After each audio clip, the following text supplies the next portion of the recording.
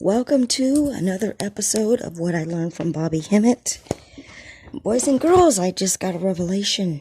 Something very simple. I got a decoding.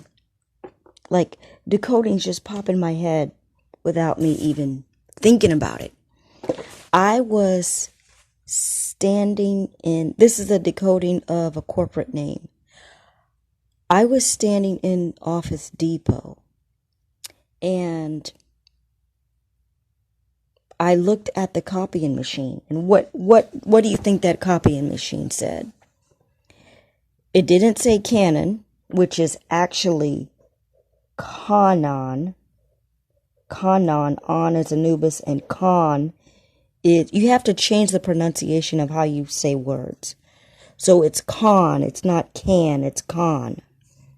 Con means black, An is Anubis.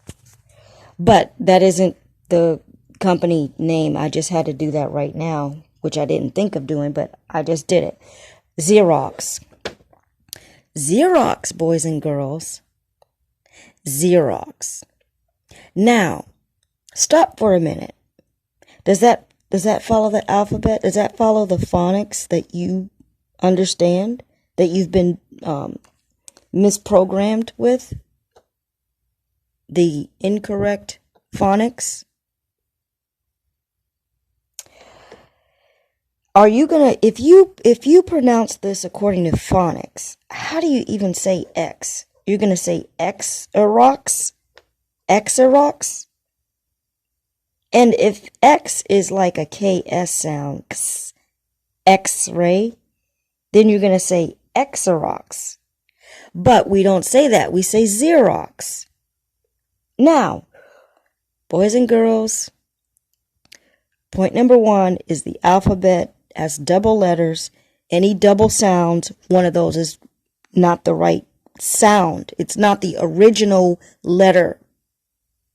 It's a letter added to have a similar frequency, therefore being synonymous, but the confusion is the symbol. You're using too many symbols. That's point number one. Point number two is that this is a decoding for Osiris. Osiris. Osiris, boys and girls. Do you hear the same phonemes? Do you hear the same phonetic sounds as Xerox and Osiris? Let's put it together. This is how you decode things. You separate the sound from the letters. Use the letters to spell out the deity name. So here we go. Osiris, okay, for Osiris, or you might use a U. The vowels are interchangeable. So we have Osiris, which has the word Sirius in it. So, how does Xerox match that up? Xerox has an O. Your X's are representing an S sound. Okay? You have an R in at Xerox. You have an R in Osiris. The vowels are interchangeable. That E is not even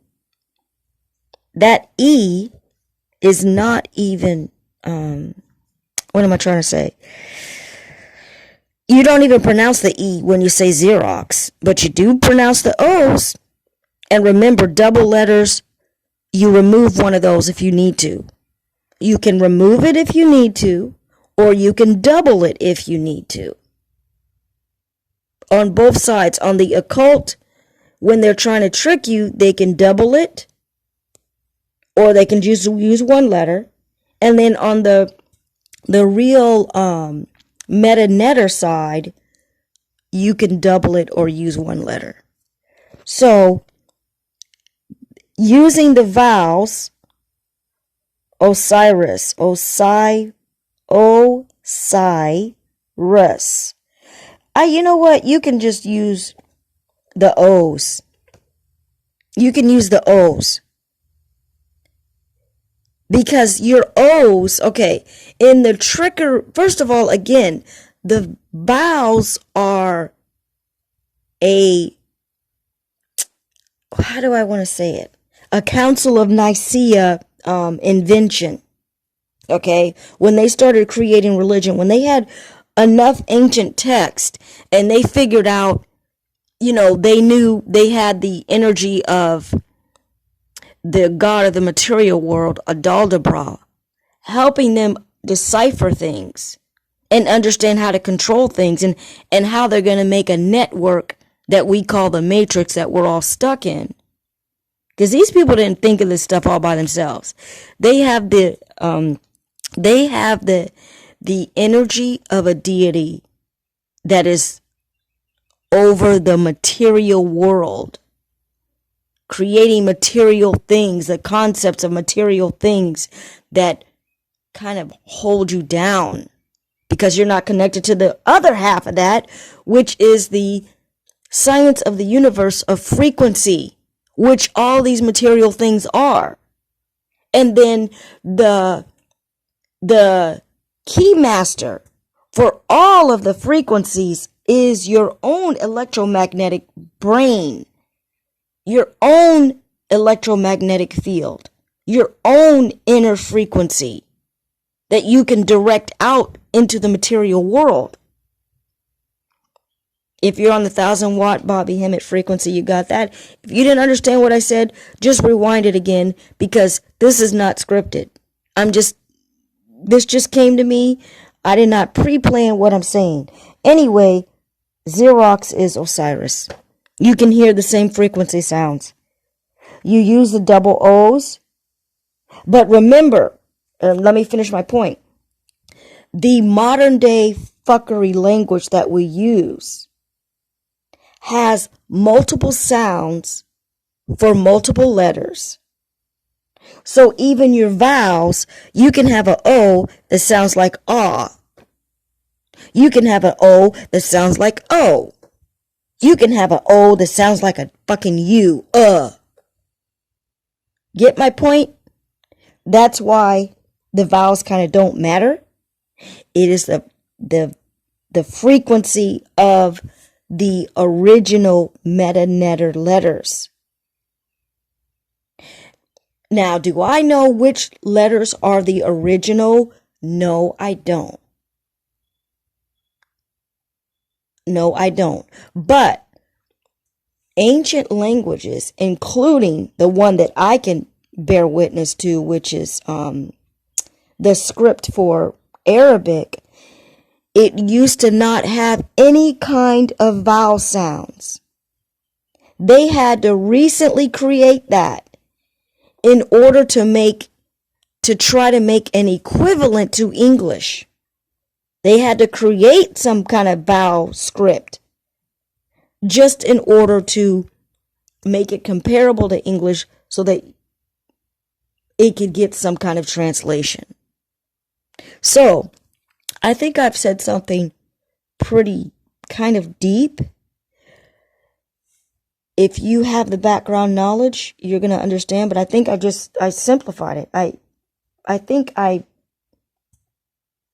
helped you to know how to decode things. So what would I say? So let me just say a little bit more. There's different names for Osiris, okay? Many different names. They're names that change through ancient times, but they're also names that change through covering up the meta-netter and creating this really mixed up, chaotic language that we call English that just has multiples of meanings and multiples of sounds and multiple uses of consonants and all kinds of craziness that only if you're a native speaker, you can get a grasp of it. So anyway, let me just write down something. We have Osiris. It has the word Sirius in it. Now, the other names, even there's code names for Osiris, like using the word Cyrus. Forget about the O, using the word Cyrus. That is why you have the celebrity, that country bumpkin hick motherfucker, Billy Osiris. What was his name? I forgot his first name. But anyway, Miley Cyrus and her father. Because now we forget who the father is. What else can I? Oh, A and Z. Those two letters. That represents, in the metaphor, it represents the Alpha and Omega. The beginning and the end. So that's how you got A through Z, the alphabet. You know, that's how they came up with that. I mean, it's related to a deity. That's all I'm saying. The alphabet is another form of energy to use in the material plane. That's why you can cast spells using gematria, because the letters are actually numbers, and numbers are frequencies, and numbers, you know, that fake character that they brought out of their ass and said he's the one that discovered, what is it, the electromagnetic field and magnetism and all this other bullshit, this, you know, free energy. That's a lie, because magnetism is how the entire world is working. It's a frequency of attraction. A frequency of attraction and repelling as well. So it's a positive and negative. So anyway, Telsa, I forgot what I was going to say about him again, but anyway, you got AZ. We'll talk about Osiris. That's why you have Amazon. And that's why Amazon now has abbreviated itself to AZ. And they put a little arrow. That is all talking about Osiris. Now, I'm gonna wrap this up. There are many